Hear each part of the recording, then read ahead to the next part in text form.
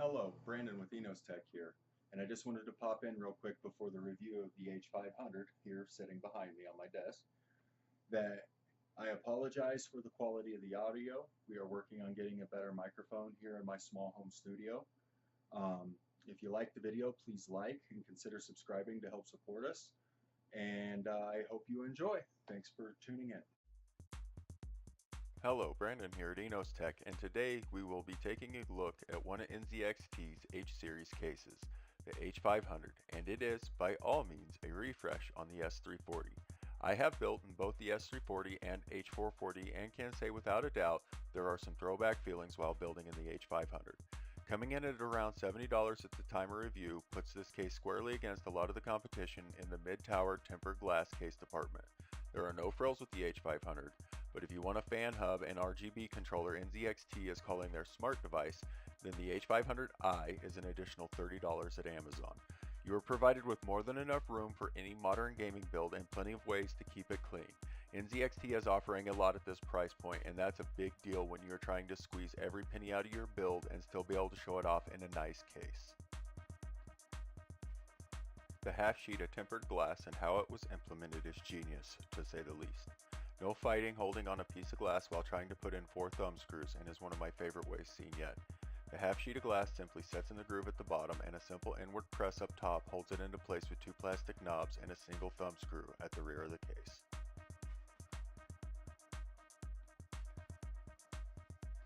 Here inside on the perforated Psu Shroud you will find 2 2.5-inch hard drive sleds that are toolless. With a simple squeeze of the side, they will pop right on up and out. You can screw in your drive and pop it right back into place. This is a really nice addition. Turning the H500 around here, you can see that it's just 2 thumb screws to remove the back panel.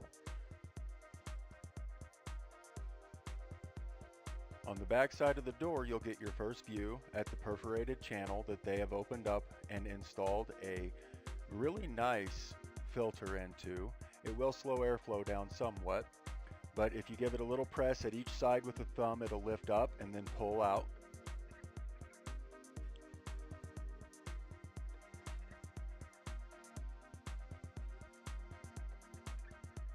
Here you can see that it's rather nice quality plastic, and it's got a really nice filter in it.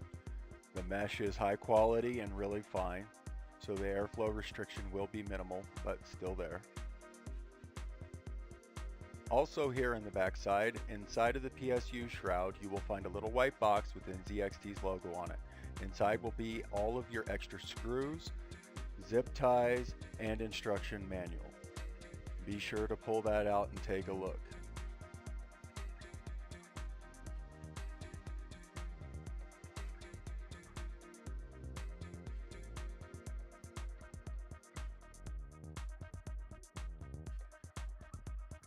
NZXT has added a fan cage in the front that can be removed with 2 thumb screws.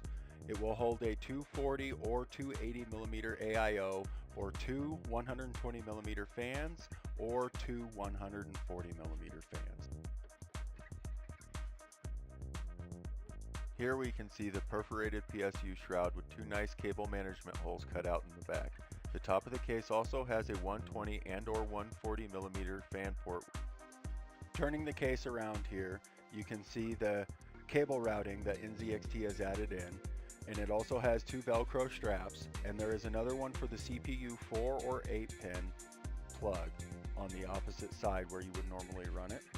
Looking inside the front, you can see through to the other side where you will get most of your front intake airflow, which will be very minimal inside of this case.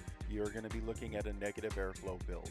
Any trying to throw that off is going to cause issues, and we'll talk about that more later.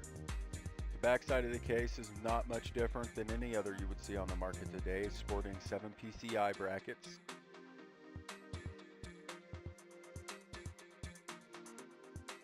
Now it's time for a little bit of a build montage. While the build's going on, I'm going to talk a little bit about my experience of building inside of the NZXT H500. And like I said before, it was really a throwback to the S340.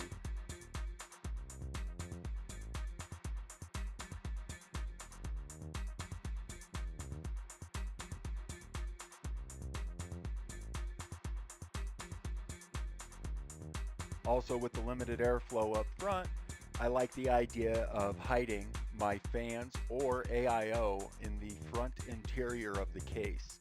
In my testing, I haven't noticed any drops or changes in temperature by doing this, well, because it is a negative airflow case.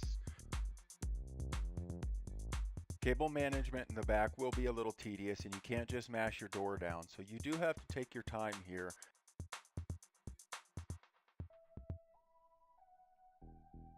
It was fun building in the H500. A lot of memories of my i7-4790K build and the S340 resurfaced during the process.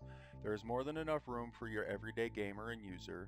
NZXT has kept their cable management and pump bracket on the inside of the case, which means with a little patience you could build quite the custom loop. NZXT is offering a lot at this price point, and that's a big deal when you are trying to squeeze every penny out of your build and still be able to show it off in a nice case. I was very pleased with the performance, not only pleased but surprised. As you can see in the chart, the negative pressure design of the case works really well to keep the GPU much cooler than the case I tested against. The idle CPU temps and even load temps were really close together within margin of error even, but the GPU thermals couldn't be any different from one another. I imagine so long as you do not throw the airflow of the case off from negative to positive, you will almost always see much better GPU temps, though this will cause an increased need to clean out the case since this will draw dust in through every crack it can find. Even with the panel removed from the Fantex P400TG, it couldn't keep up with the GPU cooling and design of the NZXT.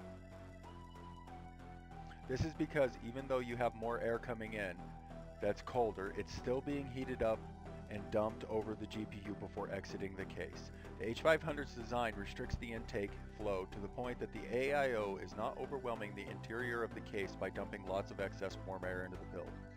In doing this, more fresh air makes it in under the GPU to allow its fans to spread the air out across the GPU, then the case vacuums it right on out the top and back. Design-wise, there is ample room for SLI crossfire builds and even a custom loop.